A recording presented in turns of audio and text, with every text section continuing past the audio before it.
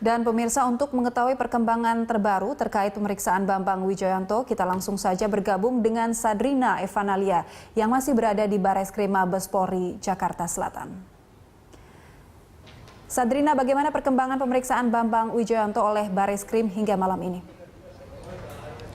Iya Dora, sudah hampir 10 jam lamanya Bambang Wijoyanto menjalani pemeriksaan di Bareskrim Polri dan sampai saat ini memang masih berlangsung. Namun menurut salah satu kuasa hukum Bambang Wijoyanto, saat ini sudah hampir selesai pemeriksaan karena sudah ada sekitar 12 pertanyaan yang sudah ditanyakan kepada BW oleh Bareskrim Polri. Sementara itu saat ini hanya tinggal mereview saja dari hasil-hasil yang keterangan yang diberikan oleh Bambang Wijoyanto. Sementara itu, Bambang Wijoyanto tadi sudah tiba di Bareskrim Polri itu pada pukul 1 siang tadi dan berarti sudah 10 jam lamanya BW diperiksa Mabes Polri. Sementara itu, tadi pemeriksaan juga sempat terhenti saat azan maghrib dan juga Bambang Wijoyanto menjalani buka puasa sejenak.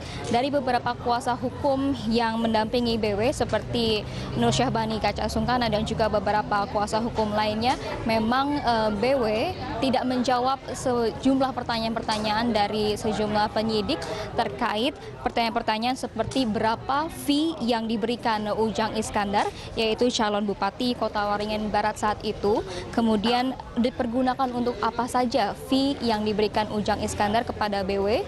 Yang ketiga adalah kapan bertemu dengan Ujang Iskandar.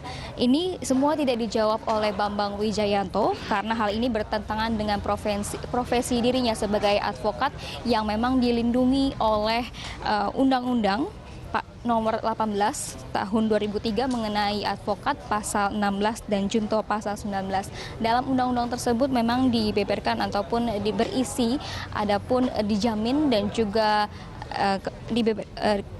advokat mengenai hubungan advokat dengan klien dan perkara yang ditanganinya. Sementara itu juga Bareskrim Polri, penyidik Bareskrim Polri menghadapkan Bambang Wijoyanto kepada sejumlah foto-foto kamar hotel dan juga sejumlah transport dan dokumen-dokumen dari akte notaris terkait dengan adanya keputusan-keputusan pemeriksaan saksi palsu di Mahkamah Konstitusi. Dan Bambang Wijoyanto di sini menurut dari Rasamala Aritonang mengatakan bahwa menyayangkan sekali jika Bareskrim menggunakan data dari putusan notaris ini jika ini menjadikan alat bukti dan bukan dari putusan Mahkamah Konstitusi. Sebagaimana kita ketahui bahwa keputusan dari Mahkamah Konstitusi adalah keputusan yang mengikat dan tentunya ini dapat membahayakan sebagai ancaman terbesar dalam tata hukum karena ini dapat dijadikan kriminalisasi oleh pihak-pihak terkait.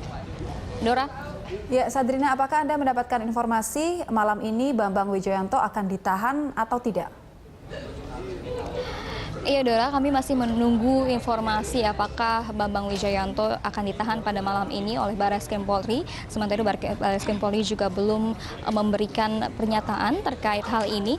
Jika dilihat dari kuasa hukum, memang tidak ada alasan untuk Bareskrim Polri menahan Bambang Wijoyanto karena menurut kuasa hukum Bambang Wijoyanto sudah memenuhi panggilan pada hari ini. Kemudian Bambang Wijoyanto juga kooperatif dan tidak ada indikasi untuk menghilangkan dari alat-alat bukti yang ada di Bareskrim Polri. Sementara itu memang ada indikasi ataupun alasan dari Bareskrim Polri untuk menahan Bambang Wijoyanto. Satu-satunya adalah Bambang Wijoyanto tidak mau menjawab sejumlah pertanyaan-pertanyaan dari Bareskrim dan ini merupakan menjadi kesulitan tersendiri bagi penyidik Mabes Polri.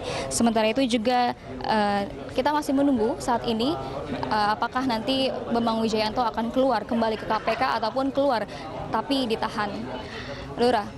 Baik, terima kasih Sadrina Evanalia melaporkan langsung dari Bareskrim Mabes Polri, Jakarta.